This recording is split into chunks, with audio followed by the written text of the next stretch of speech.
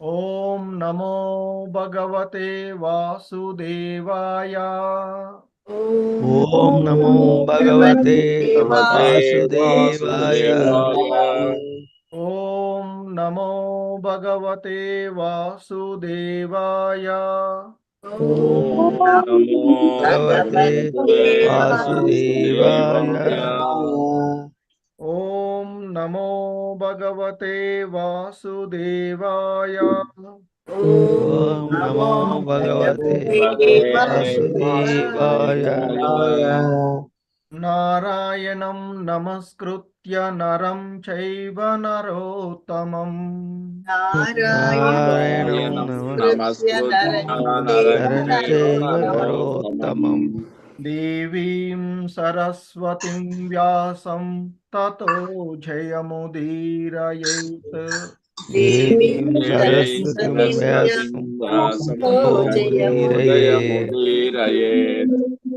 నష్టప్రాయేష్వభద్రేషు నిత్యం భాగవత సేవయా. భద్రేషు నిత్యం భాగవత సేవయా. భగవతి ఉత్తమ శ్లోకే భక్తిర్భవతి నైష్టికీ. భగవతి ఉత్తమ శ్లోకే నైష్టికీ. హరే కృష్ణ. సో ఈరోజు శ్రీమద్ భాగవతం క్లాస్ కి ఇస్కాన్ శ్రీ శ్రీ రాధా గోవింద ఆలయము మంగళూరు కర్ణాటక తరపున మీ అందరికీ స్వాగతం తెలియచేస్తూ, సో మనం భాగవతం తృతీయ స్కందము యథాస్థితి, అందులో 24వ అధ్యాయము కర్దమ ముని సన్యాసము అనేటువంటి ఈ అధ్యాయంలో ఈరోజు 16వ శ్లోకము ఇస్కాన్ వ్యవస్థాపక ఆచార్యులైనటువంటి శ్రీల ప్రభుపాదుల వారి యొక్క భావము మరియు భాష్యం ద్వారా అవగాహన చేసుకోవడానికి ప్రయత్నం చేద్దాం. హరే కృష్ణ. సో శ్రీమద్ భాగవతము 3వ స్కందము 24వ అధ్యాయము 16వ శ్లోకము. హరే కృష్ణ. Please repeat.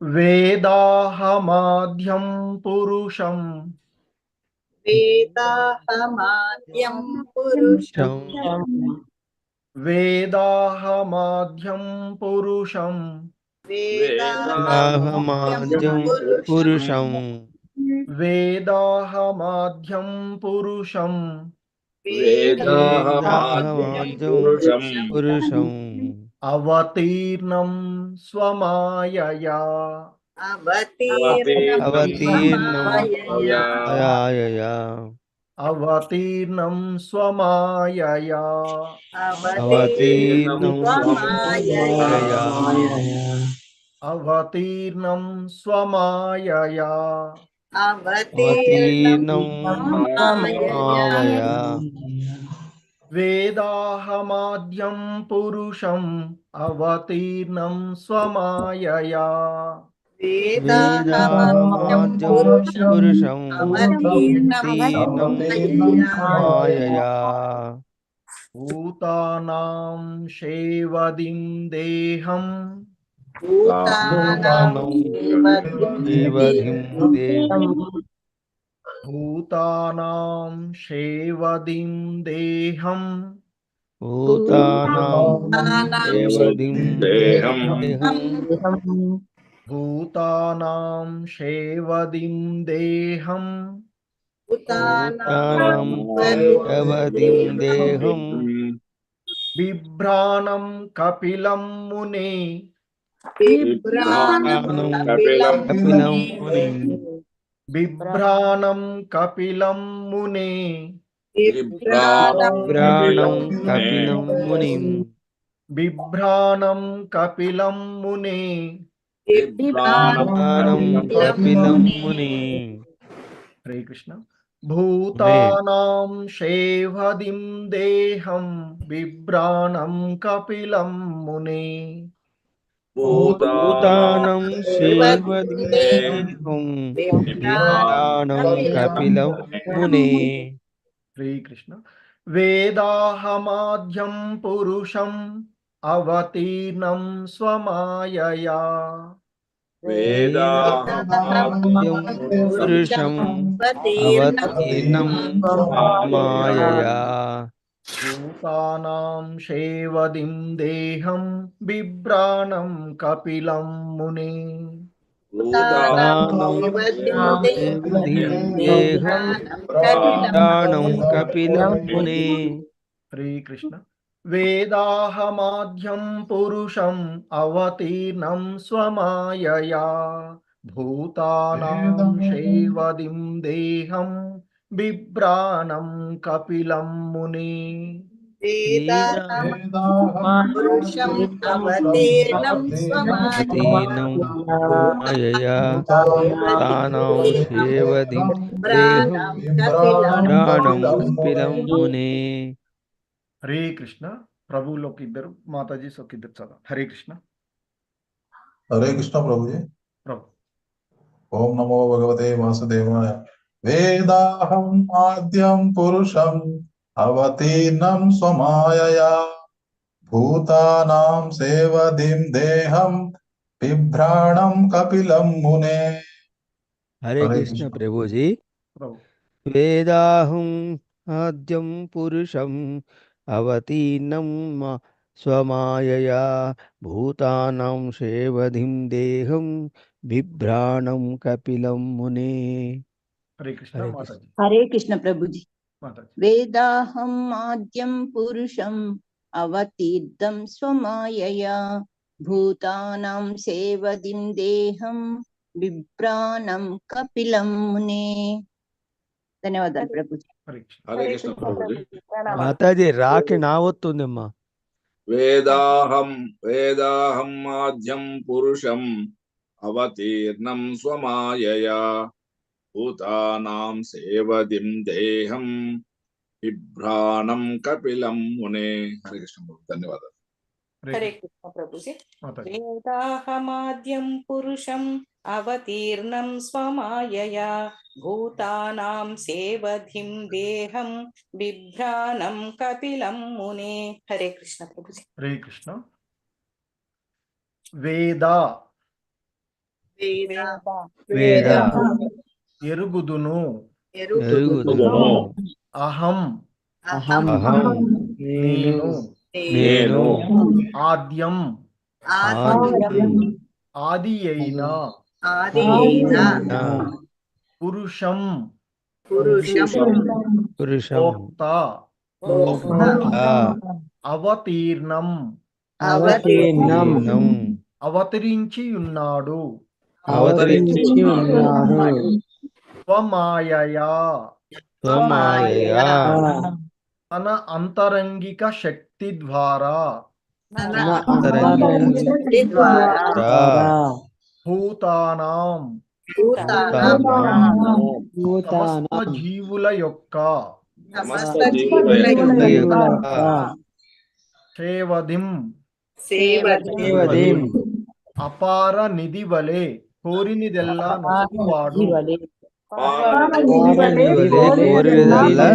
నొసగువాడు దేహం దేహం రూపమును బిభ్రాణం ధరించి ఉన్నాడు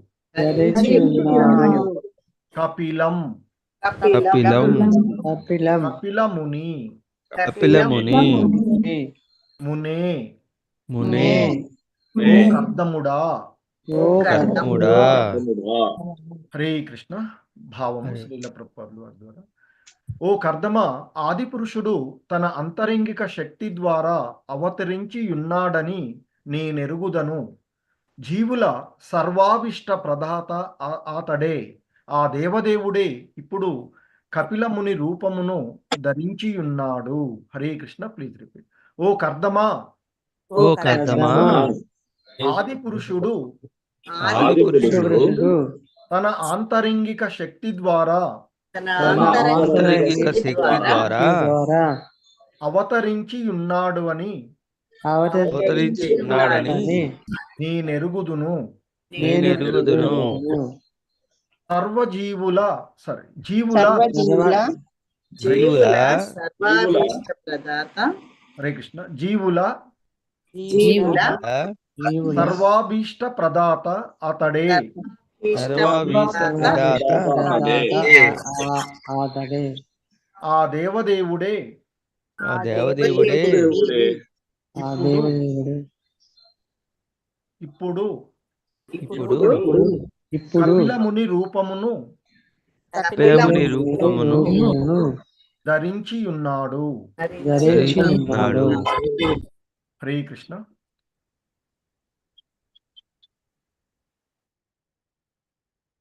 సో భాష్యము శ్రీల ప్రభుపాదుల వారి ద్వారా ఈ శ్లోకమునందు మనము పురుష మవతీర్ణం స్వమాయయా అను పద సమూహమును గాంచుచున్నాము. పూర్ణ పురుషోత్తముడగు భగవానుడు ఎల్లప్పుడును నిత్యముగా పురుష రూపమునే అంటే భోక్త రూపమున నిలిచియుండును. అవతరించినప్పుడు భౌతిక శక్తికి చెందిన దేనిని కూడా అతడు అంగీకరింపడు.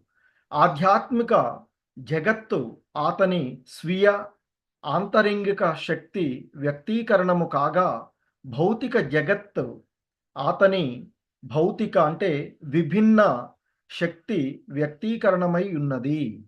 ఆ దేవదేవుడు ఎప్పుడు అవతరించినను తన ఆంతరింగిక శక్తితోనే అరుదెంచునని స్వమాయయా అంటే తన అంతరింగిక శక్తితో అను పదము సూచించుచున్నది. అతడు మానవ దేహమును ధరించినను అది మాత్రము భౌతికము కాబోదు. కనుకనే కేవలము మూఢులు మూర్ఖులే శ్రీకృష్ణుని దేహమును అంటే రూపమును సామాన్య మానవుని దేహంగా భావింతురని భగవద్గీత యందు స్పష్టంగా తెలుపబడినది.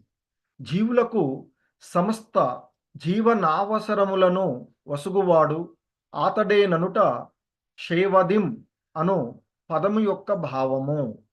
నిత్యులలో ప్రధాన నిత్యుడు అతడేననియు అతడే ఇతర నిత్యులందరకు కోరిన అవసరములనన్నింటినీ వసగుననియు వేదములందును చెప్పబడినది.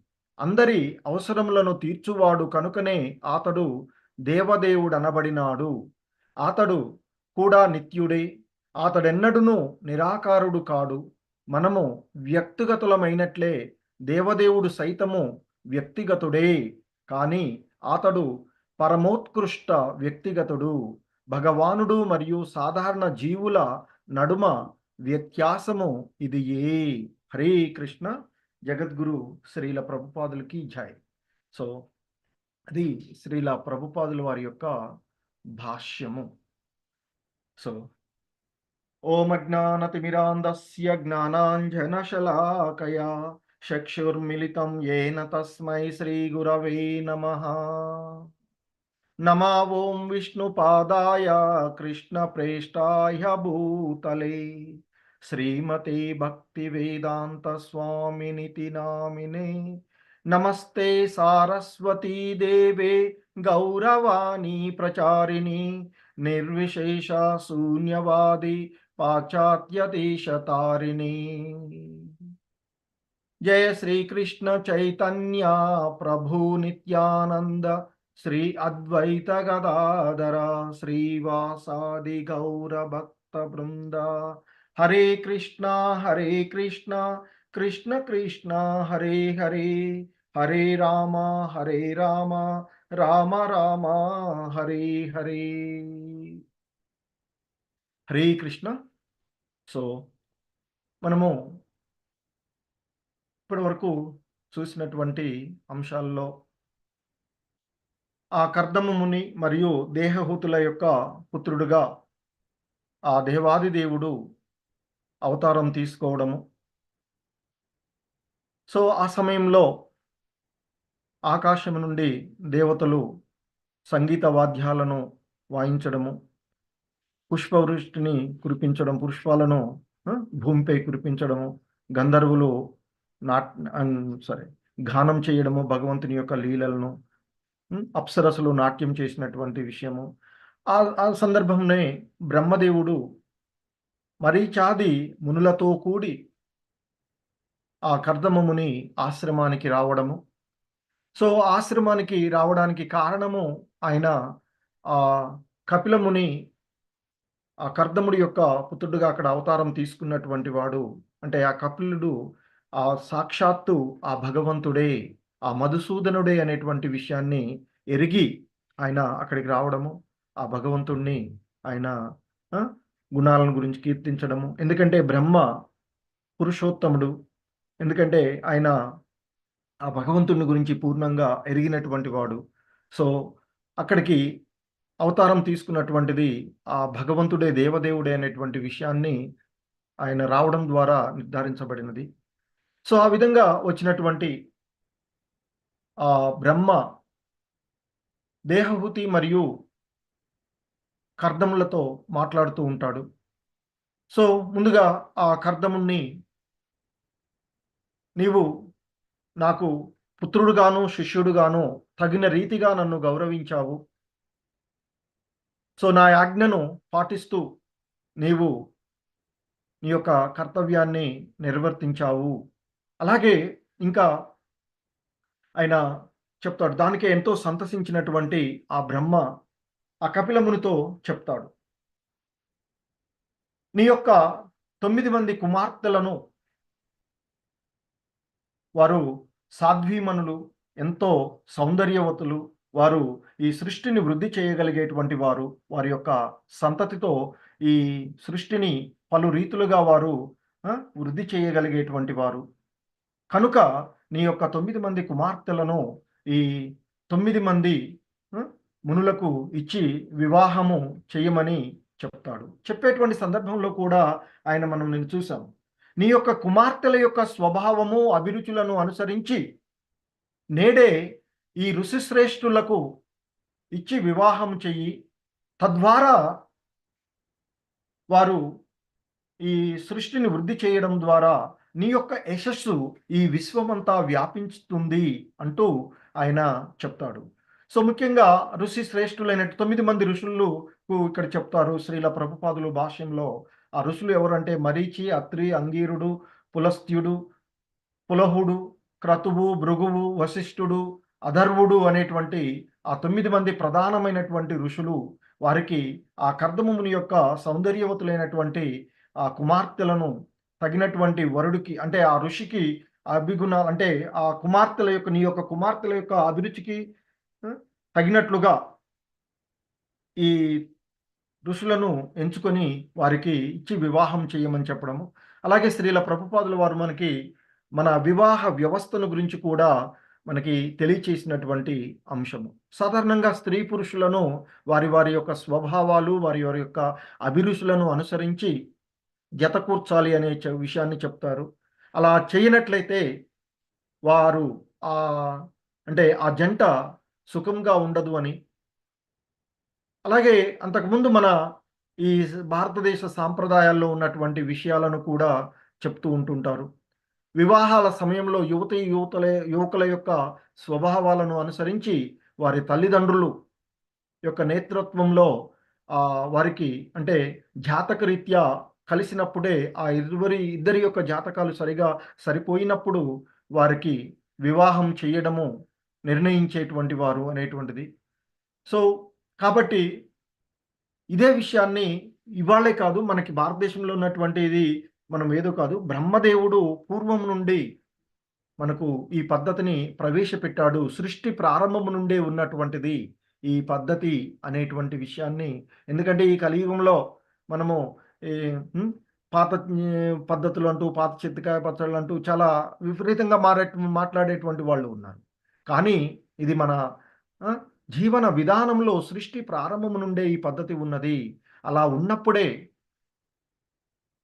సక్రమమైనటువంటి విధానంగా ఉండి మంచి సంతానము వృద్ధి అయ్యేటువంటి అవకాశం ఉంటుంది అని చెప్పబడినటువంటిది. అలాగే ఇంకా ఆయన మనకు ఉన్నటువంటి మానవులలో దైవీ గుణాలు కలిగిన వారు, ఆసురీ గుణాలు కలిగిన వారు అనే 2 రకాలుగా ఉంటారు.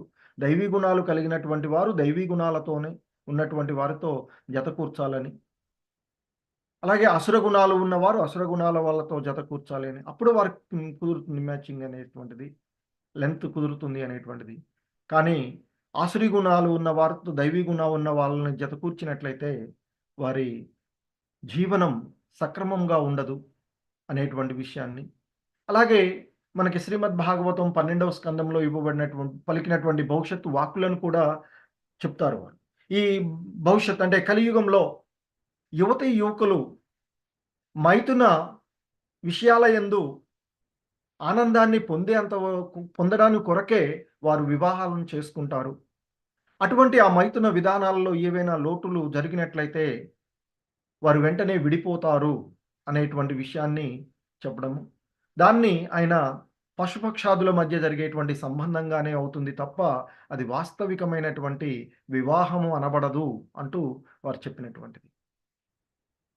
అలాగే ఇంకా మనకి ఆయన ఈ తల్లిదండ్రుల ద్వారా మానవుల తొలి జన్మ పొందగా గురువు మరియు వేదాల ద్వారా అంటే ఆధ్యాత్మిక జ్ఞానాన్ని పొందడము ద్వారా మానవ జన్మ యొక్క ఉద్దేశాన్ని చెప్తున్నారు. భగవంతుణ్ణి అర్థం చేసుకోవడం.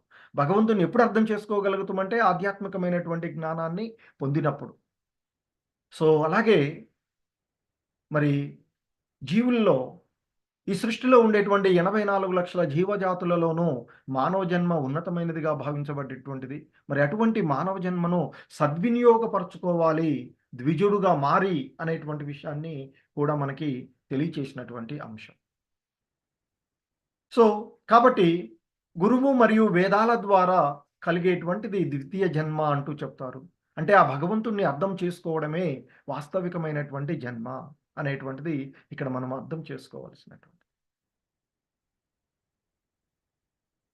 సో అలాగే ఇంకా ఆ వైదిక విధానానికి చెందినటువంటి వివాహమునందు సంతానానికి స్త్రీ పురుషులు ఇరువురు కూడా ఆధ్యాత్మికమైనటువంటి జ్ఞానము వసగబడుతుంది అనేటువంటిది చెప్పడము. సో అలాగే ఆ సంతానం కోసం ఉండేటువంటి విషయాల్లో అన్నీ కూడా సూక్ష్మంగా పరిశీలించి శాస్త్రీయమైనటువంటి విధానం ద్వారానే నిర్వహించాలి అంటూ చెప్పబడినటువంటి అంశాన్ని నిన్నటి క్లాస్ వరకు మనం చూసినటువంటిది. సో ఇంకా కొనసాగిస్తూ ఉన్నారు.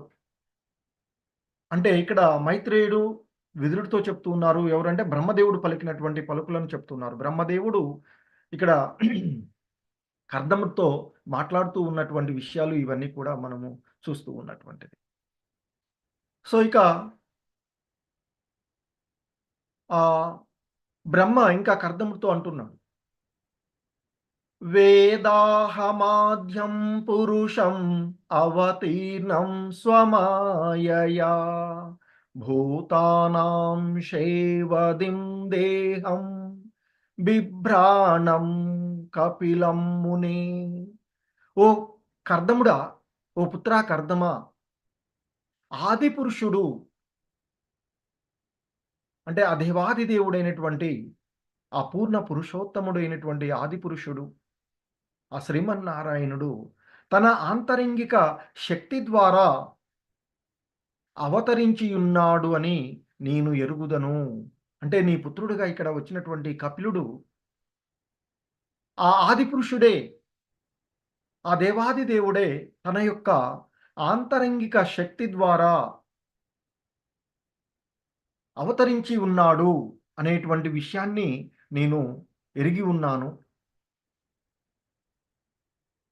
జీవుల సర్వాభిష్ట ప్రదాత అతడే. ఈ జీవులన్నిటికీ కూడా మరి ఆయనే అన్నింటినీ సమకూర్చేటువంటి వాడు. సర్వాభిష్ట ప్రదాత అతడే అనేటువంటి చెప్తున్నారు. అంటే ఇక్కడ పదం సేవదిం అనేటువంటి పదంలో చెప్తారు. అపార నిధివలే అంటే ఆయన చెప్తారు ఆనందానికి నిలయం కదా. భగవంతుణ్ణి మనము కీర్తించేటప్పుడు కృష్ణ భగవాన్ని కీర్తిస్తాం. హే కృష్ణ కరుణా సింధో దీన బంధో జగత్పతే గోపేశ గోపికా కాంత రాధాకాంత నమోస్తుతే అంటాం. హే కృష్ణ కరుణా సింధో. సింధు అంటే సముద్రం, కరుణ ఆయన ఎంతటి కరుణామయుడంటే సముద్రము, ఆయన యొక్క కరుణ సముద్రంలాగా ఉండేటువంటి, లోతు తెలియనటువంటి, ఎంతో కరుణను కలిగినటువంటి వాడు. ఈ అల్ప జీవుల ఎడ, ఈ మానవుల ఎడ ఎంతో కరుణను కలిగినటువంటి కరుణాసాగరుడు ఆయన. ఈ జగత్కి అంతటికి కూడా పతి, ఈ జగత్ అంతటికి కూడా ఆయనే అధిపతి. సో మరి ఆయన్ను ఆశ్రయించినటువంటి గోపికలకు, గోపిక కాంతలకు అందరికీ కూడా ఆశ్రయం ఇచ్చినటువంటి వాడు. సో అందరి కోరికలను నెరవేర్చగలిగేటువంటి వాడు. సో అటువంటి ఆ భగవానుడు దేవదేవుడే. అందుకే చెప్తున్నారు ఆయన, ఈ కపిల భగవానుడుగా నీ పుత్రుడుగా వచ్చినటువంటి వాడు సర్వజీవుల అభిష్టాలను నెరవేర్చగలిగేటువంటి, సర్వజీవుల యొక్క అభిష్టాలకు ప్రదాత ఆయనే. అలాగే అటువంటి ఆ దేవదేవుడు ఇప్పుడు కపిల ముని రూపమున ఆ రూపాన్ని ధరించి ఉన్నాడు. ఆయన యొక్క ఆంతరింగిక శక్తి ద్వారా ఆయన అవతరించి ఉన్నాడు అనేటువంటి విషయాన్ని నేను ఎరిగి ఉన్నాను. అంటే నీ పుత్రుడుగా ఇక్కడ అవతారం తీసుకున్నటువంటి ఆ కపిల ముని సాక్షాత్తు ఆ ఆది పురుషుడు, సర్వజీవుల యొక్క అభిష్టాలను నెరవేర్చేటువంటి ఆ దేవదేవుడే అనేటువంటి చెప్తారు. సో మరి ఇక్కడ ఆయన మనకి చెప్తున్నాడు. శ్రీల ప్రభుపాదుల వారి యొక్క భాష్యంలో చెప్తారు, పురుషమవతీర్ణం స్వమాయయా అను పద సమూహాన్ని గురించి చెప్తూ ఉన్నారు. వేదాహమాద్యం పురుషం అవతీర్ణం అనేటువంటి పురుషం అవతీర్ణం స్వమాయయా అనేటువంటి పదం ఇక్కడ మనకి పురుషం అంటే భోక్త, అవతీర్ణం అంటే అవతరించి ఉన్నాడు, స్వమాయయా అంటే తన యొక్క ఆంతరింగిక శక్తి ద్వారా. సో ఎందుకంటే భగవద్గీతలో ఆ భగవంతుడు చెప్తారు, సమస్త జగత్తు నా అధీనంలో ఉన్నది, నా సంకల్పంతోనే అది అప్రయత్నంగా మళ్ళీ మళ్ళీ ప్రకటితమవుతుంది, నా సంకల్పంతోనే అది చివరకు లయించిపోతుంది అని భగవంతుడు చెప్పినటువంటి విషయాలు. ఎందుకంటే ఈ భౌతిక జగత్ ఏదైతే ఉందో ఈ జగత్తు ఆయన యొక్క అపరశక్తి ప్రదర్శన అని చెప్తూ ఉంటారు.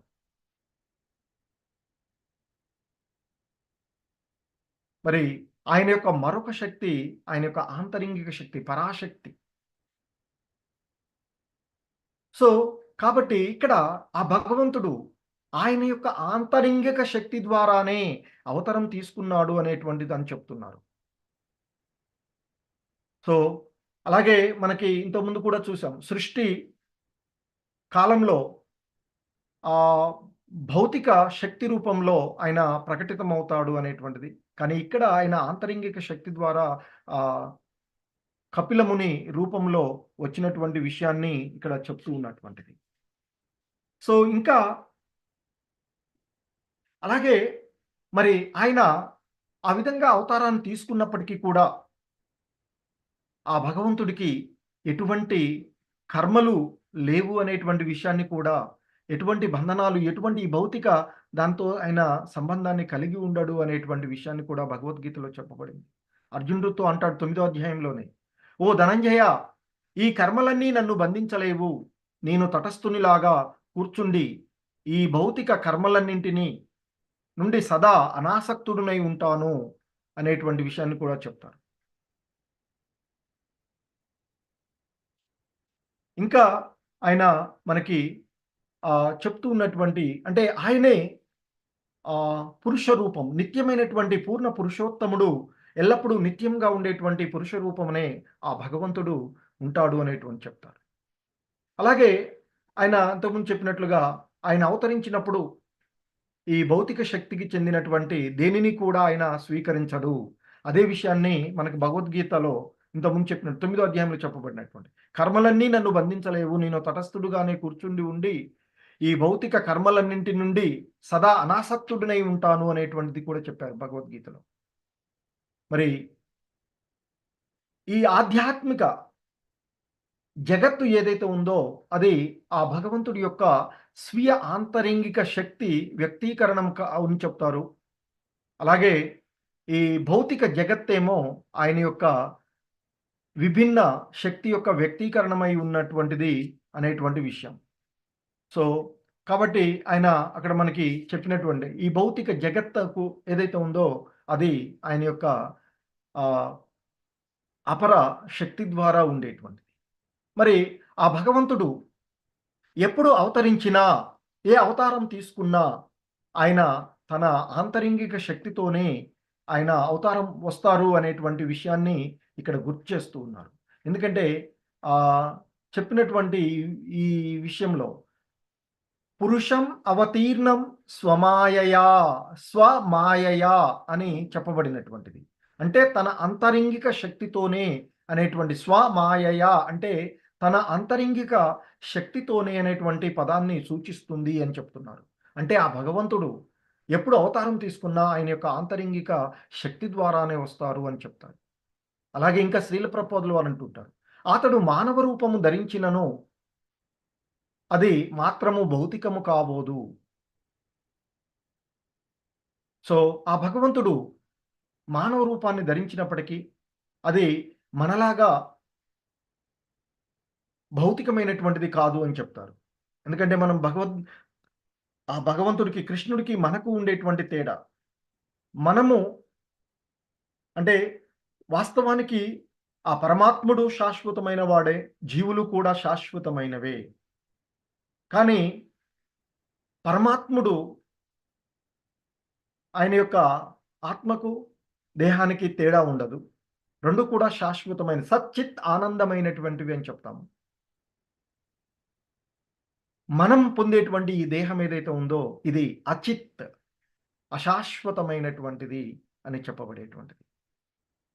మరి ఆయనేమో ఆయన యొక్క ఆంతరింగిక శక్తి ద్వారా అవతారం తీసుకోగా మానవులమైనటువంటి మనము మన యొక్క కర్మ బంధనాలను అనుసరించి మనము చేసినటువంటి కర్మల ప్రకారంగా ఆ భగవంతుని యొక్క నిర్దేశంతో మరొక దేహాన్ని పొందుతూ ఉంటాం. అంటే మనము మన ఇష్టానుసారంగా దేహాన్ని పొందేటువంటి యోగ్యత మనకు లేదు. మన కర్మలను, మనం చేసినటువంటి కర్మల ప్రకారంగా ఈ సృష్టిలో ఉండేటువంటి 84 లక్షల జీవజాతుల్లో ఏదో ఒక దేహాన్ని మనము అంగీకరించవలసి వస్తుంది. భగవంతుడు మాత్రం ఆయన స్వశక్తి ద్వారా, ఆంతరింగిక శక్తి ద్వారా ఆయన అవతారం తీసుకుంటారు.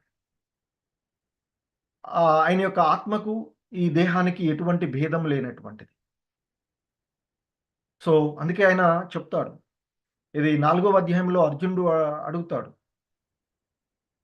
ఎందుకంటే ఈ దివ్యమైనటువంటి జ్ఞానాన్ని నేను సృష్టి ప్రారంభంలోని వివస్వానుడు సూర్యుడికి చెప్పాను, సూర్యుడు దాన్ని మనువుకు చెప్పగా మనువు విక్ష్వాకుడుకు చెప్పాడు ఈ దివ్య జ్ఞానం అని చెప్తే, విన్న తర్వాత అర్జునుడు అంటాడు, కృష్ణ నువ్వు చెప్పావు బాగా ఉంది, బాగానే ఉంది, కానీ నీవేమో నాతో పాటే ఈ ద్వాపర యుగం అంతంలో నాతో పాటు ఉన్నటువంటి వాడివి. కానీ మరి సూర్యుడేమో, వివస్వానుడు సూర్యుడేమో సృష్టి ప్రారంభం నుండి ఉన్నటువంటి వాడుగా చెప్పబడతాడు. మరి ఈ విషయాన్ని నీవు మరి ఇప్పుడేదో చెప్పాను సూర్యుడి కంటే అలా అంటలేదు కదా, నీవు సృష్టి ప్రారంభంలోనే చెప్పాను అని చెప్తున్నావు, దీన్ని నేను ఎలా అర్థం చేసుకోవాలయ్యా అంటే అప్పుడు చెప్తాడు కృష్ణ భగవాన్, ఓ అర్జున, నీకు నాకు పలు జన్మలు గడిచినవి, నీవు దాన్ని మర్చిపోతావు, నేను సో ఎప్పటికీ అది నాకు గుర్తుంటుంది. ఎందుకంటే ఆయన స్వతహాగా ఆయన భోక్తుడు. సో మరి ఆయన ఇష్టానుసారంగా వస్తూ ఉన్నటువంటి, మనం మాత్రం మన బంధనాలను అనుసరించి, చేసిన కర్మలను అనుసరించి కర్మ ఫలంగా దేహాన్ని పొందుతూ ఉంటుంటాం. కాబట్టి మళ్ళీ మానవ జన్మ వస్తుందో లేదో కూడా తెలియదు మనకి. కానీ ఏ జన్మ వచ్చినా కనీసం ఆధ్యాత్మికంగా కొంత మనం వృద్ధి చెందినట్లయితే తద్వారా ఆ వాసనలు మిగిలి ఉండి, ఎలాగైతే భరతుడికి జింక జన్మ తీసుకున్నప్పుడు గత జన్మ గుర్తున్నటువంటి విషయాలు గుర్తుకు రావడం, అలాగే గజేంద్రుడు ఇంద్రద్యుమ్నుడికి ఏనుగు రూపాన్ని పొందినప్పటికీ కూడా, గజేంద్ర రూపాన్ని పొందినప్పటికీ కూడా కొంతకాలం తర్వాత, పెనుగులాట తర్వాత భగవంతుడిని గుర్తు చేసుకోవడం. ఆ విధంగానే మళ్ళీ ఇవి చేసినటువంటిది ఆధ్యాత్మికమైనటువంటి ఈ జ్ఞానం ఏ విధమైనటువంటి నష్టాన్ని కలిగి ఉండదు. సో కనుక ఏమాత్రం భక్తిలో మనం నెలకొనినా అది మనల్ని ఈ భవబంధనాల నుండి బయటపడవేయడానికి ఉపయోగపడుతుంది అని చెప్తారు. ఆయన భగవద్గీతలో కూడా 2వ అధ్యాయంలో చెప్తారు. ఈ భక్తి యోగాన్ని ఏమాత్రము ఆచరించినా అది భయంకరమైనటువంటి కష్టాల నుండి నిన్ను బయటపడవేస్తుంది, ఎటువంటి నష్టము లేదు అని చెప్తారు. సో మరి అలాగే ఇక్కడ భగవంతుడు మానవ రూపం తీసుకున్నా అది మనలాంటిది కాదు అనేటువంటి విషయాన్ని మనము తెలుసుకోలేకుండా పోతున్నాము అజ్ఞానము ద్వారా. అందుకే మూఢులు ఆ భగవంతుడు కూడా మనలాగే సామాన్యమైనటువంటి వాడే అనేటువంటి భావిస్తారు అనేటువంటి విషయాన్ని చెప్తున్నారు. కానీ అది కాదు. ఆ భగవంతుడు నిత్యులలో ప్రధాన నిత్యుడు అని, ఆయనే నిత్యులందరూ కోరినటువంటి అవసరాలన్నింటినీ కూడా ఒసిగేటువంటి వాడు అనేటువంటి, అందుకే జీవుల సర్వాభిష్ట ప్రదాత అతడే అనేటువంటి విషయాన్ని కూడా ఇక్కడ మనకి చెప్పినటువంటిది. సో సేవధిం అనేటువంటి వర్డ్ అంటే అపార నిధి వలె కోరిన వెళ్ళ ఒసగగలిగేటువంటి వాడు ఈ కపిలుడు రూపంలో నీ పుత్రుడుగా అవతరించాడు అనేటువంటి విషయాన్ని చెప్తారు. అంతే ఇక్కడ. అలాగే ఇంకా మనకి భగవద్గీతలో భగవంతుడే చెప్తారు, నేను మానవ రూపంలో అవతరించినప్పుడు మూర్ఖులు నన్ను పరిహాసం చేస్తారు, సమస్తానికి పరమ ప్రభువునైన నా దివ్య స్వభావాన్ని వారు ఎరుగలేరు అంటూ 9వ అధ్యాయం 11వ శ్లోకంలో చెప్తారు. అవజానంతి మామ్మూఢ మానుషీం తనుమాశ్రితం పరం భావ మజానంతో మమభూత మహేశ్వరం అంటూ ఆ భగవంతుడే చెప్పినటువంటిది. సో మరి ఆ భగవంతుడు ఎప్పుడు కూడా దేవదేవుడు మానవులాగా కనిపించినా కూడా అది సామాన్య మానవుడు కాడు అనేటువంటి విషయాన్ని మనం తెలుసుకోవాలి అనేటువంటి విషయం ఆ భగవద్గీత 9వ అధ్యాయంలో మనకు చెప్పబడింది కూడా అదే. మరి అలాగే బ్రహ్మ కూడా ఈశ్వర పరమ కృష్ణ అంటూ చెప్పినటువంటిది. ఆయనే కృష్ణుడే నిజానికి ఆది పురుషుడు, దేవదేవుడు అతడే అనేటువంటి చెప్తారు. ఎందుకంటే అనేక మంది ఈశ్వరులు ఉన్న నిజానికి పరమేశ్వరుడు ఆ కృష్ణ భగవానుడే అనేటువంటి విషయాన్ని, ఆయన ఎప్పుడూ నిరాకారుడు కాడు అని, ఆయన వ్యక్తిగతుడే అని, అంటే మనం ఎలాగైతే వ్యక్తిగతం అవుతామో అలాగే ఆయన కూడా వ్యక్తిగతమే అని, కానీ ఆయన పరమోత్కృష్టుడు అయినటువంటి వ్యక్తిగతుడు అనేటువంటి విషయాన్ని చెప్తున్నారు. సో అదే ఆ భగవానుడికి మరియు సాధారణం జీవులమైనటువంటి మనకు ఉండేటువంటి భేదము. సో ఇంతకుముందు చెప్పినట్లుగాను ఆ భగవానుడు ఆయన యొక్క ఆంతరింగిక శక్తి ద్వారా అవతారం తీసుకుంటే మనం గత జన్మలలో చేసిన కర్మల ప్రకారంగా జన్మ తీసుకోవలసి వస్తూ ఉంటుంటుంది, లేదా ఇప్పుడు చేసిన దాన్ని అనుసరించి భవిష్యత్తులో జన్మ తీసుకోవలసినటువంటిది ఉంటుంది. మనం పొందేటువంటి దేహము భౌతికమైనది, తాత్కాలికమైనటువంటిది, క్షీణించిపోయేటువంటిది. బట్ భగవంతుడికి దేహానికి ఆత్మకు ఎటువంటి భేదం లేదు, అభేద్యమైనటువంటిది. సో ఆయనేమో మాయను నియంత్రించేటువంటి వాడు, మనమేమో మాయ ద్వారా నియంత్రించబడుతూ ఉన్నటువంటి వాళ్ళం. సో మాయను తొలగించుకున్నప్పుడు ఆ భగవంతుడు మనకి అర్థమవుతాడు. సో ఎప్పుడైతే అంతకుముందు జ్ఞానులుగా ఉన్నటువంటి కొన్ని వారిలో మధ్యలో మాయ తెరలు ఏర్పడినప్పుడు మరలా మాయ ఆవరించి ఆ భగవంతుణ్ణి అవగాహనం చేసుకోలేక ఆయన కూడా మనలాంటి మానవుడే అనేటువంటి భావనను పొందేటువంటి విషయాన్ని ఇక్కడ శ్రీల ప్రభుపాదులు వారు గుర్తు చేస్తున్నారు. సో మరి ఆ మాయా బంధనాలను తొలగించుకున్నప్పుడు ఆ భగవంతుని యొక్క పరమోత్కృష్టమైనటువంటి వ్యక్తిగతుడు ఆ భగవంతుడు అనేటువంటి విషయాన్ని, ఆ భగవంతుడు పూర్ణ పురుషోత్తముడు అని, ఆయనే దేవాది దేవుడు ఆ కృష్ణ భగవానుడు అనేటువంటి విషయాన్ని మనం ఎరుగగలుగుతాము అనేటువంటి విషయాన్ని చెప్తున్నాం. సో ఆ విధంగా ఎప్పటికీ కూడా భగవంతుడే ఇంతకుముందు కూడా చెప్పబడినటువంటి అంశాలు.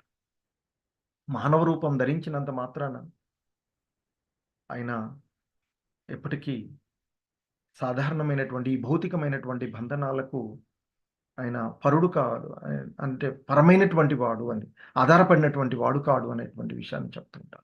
హరే కృష్ణ. హరే కృష్ణ. అందరికీ ధన్యవాదాలు.